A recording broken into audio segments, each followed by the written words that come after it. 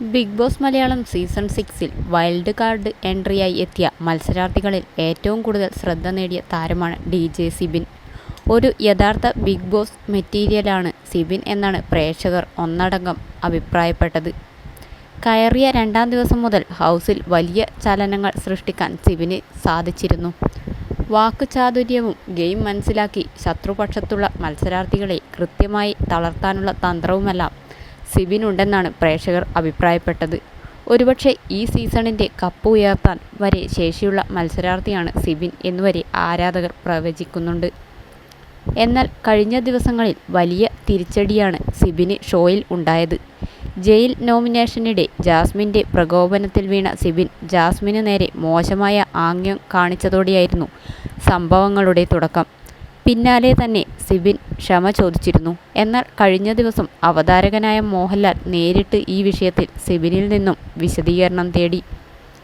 തെറ്റാണ് ചെയ്തതെന്നും അതിനാൽ ശിക്ഷയെന്ന നിലയിൽ പവർ റൂമിൽ നിന്നും പുറത്താക്കുകയാണെന്നും മോഹൻലാൽ അറിയിച്ചു. മാത്രമല്ല ഡയറക്റ്റ് നോമിനേഷനിൽ ഇടുകയാണെന്നും അദ്ദേഹം പറഞ്ഞു. സംഭവത്തിൽ വലിയ നിരാശയിലായിരുന്നു സിബിൻ. ഇതോടെ സിബിൻ ഒതുങ്ങിപ്പോയെന്ന നിലയ്ക്കുള്ള ചർച്ചകളും ആരാധകർക്കുണ്ടായിരുന്നു. ഇതിന് പിന്നാലെയാണ് സിബിൻ പ്രധാന വാതിലിന് അടുത്തിരുന്ന് പൊട്ടിക്കരയുന്നത് കാണുന്നത്. എന്തു വേണമെങ്കിലും ഫേസ് ചെയ്യാൻ റെഡിയാണ്, എന്നെ പുറത്തു കൊണ്ടുപോകൂ എന്ന് പറഞ്ഞ് കൊണ്ട് കൈകൂപ്പി പൊട്ടിക്കരയുകയാണ് സിബിൻ. ഇതിന് പിന്നാലെ കൺവെൻഷൻ റൂമിൽ വെച്ച് ഇതുവരെ അനുഭവിച്ച എല്ലാ വേദനകളും ബാഡ് ട്രോമാസും എനിക്ക് തിരിച്ചു വരികയാണെന്നും പ്ലീസ് എന്നും പറഞ്ഞ് കരയുന്നതും കാണാം. അതേസമയം പുതിയ പ്രൊമോ കണ്ട് അന്തം വിട്ടിരിക്കുകയാണ് ആരാധകർ.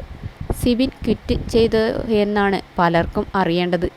അതിനിടയിൽ നടിയും സിബിൻ്റെ ഏറ്റവും അടുത്ത സുഹൃത്തുമായ ആര്യ ഇക്കാര്യത്തിൽ പ്രതികരിച്ച് രംഗത്തെത്തിയിട്ടുണ്ട്. പലരും സിബിൻ ക്വിറ്റ് ചെയ്തോ എന്ന് ചോദിച്ച് മെസ്സേജ് അയക്കുന്നുണ്ടെന്നും തങ്ങളും ആശങ്കയിലാണെന്നുമാണ് ആര്യ പറയുന്നത്.